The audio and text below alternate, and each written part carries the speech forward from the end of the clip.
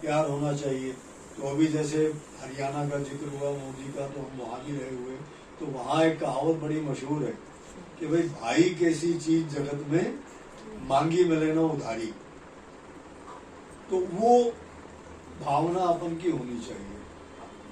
अब आप देखिए 1893 में जब स्वामी विवेकानंद शिकागो गए, तो उन्होंने जब बोलना शुरू किया तो पहले शब्द उनके क्या थे? Brothers and sisters. और उसी पर ही तालियां बजती रही। यानी जब हम देह भान में आ जाते हैं, सब कुछ देह से संबंधित हो जाता है, बहन भाई का प्यार भी खत्म हो जाता है, एक दूसरे के प्रति इस कलयुग में सहानुभूति खत्म हो जाती है, तो वहां ये दो शब्द ही कितना जादू का काम कर देते हैं।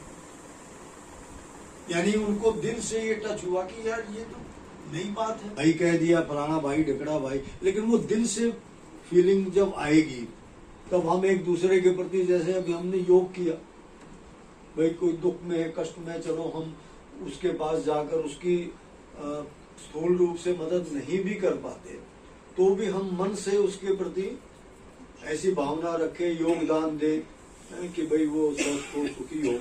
तो ऋषि चाणक्य ने भी क्या कहा था कि भाई कौन है? एक फिल्म भी बनी थी, भाई हो तो ऐसा। अब वो पता नहीं आप सबने किसी ने देखी है कि नहीं। तो वो कहता है कि भाई आतुरे व्यसने प्राप्ते दुर्भिक्षे शत्रु संकटे राजद्वारे शमशाने च यस्तिष्ठति स भाग्यवान।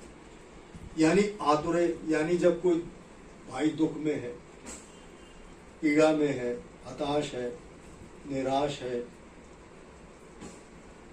जीवन की सब आशाएं समाप्त हो चुकी हैं, बीमारी से ग्रसित है, तो ऐसे समय भाई का भाई के प्रति दायित्व। व्यसने प्राप्त, यानी उसको कोई व्यसन लग गया है, नशा करने लग गया है, यानी अपनी खुदी को भूल चुका है और बिल्कुल ही होपलेस हो गया है, ऐसी कंडीशन में आ गया है। तो कहते हैं ना भाई, घर में भी कोई जैसे मान लो व्यसन करता है, नशा करता है, या हमारा कोई मित्र है, तो लोग उससे पीछा छुड़ाते कि भाई नहीं छोड़ो, ये तो नशेड़ी है इससे।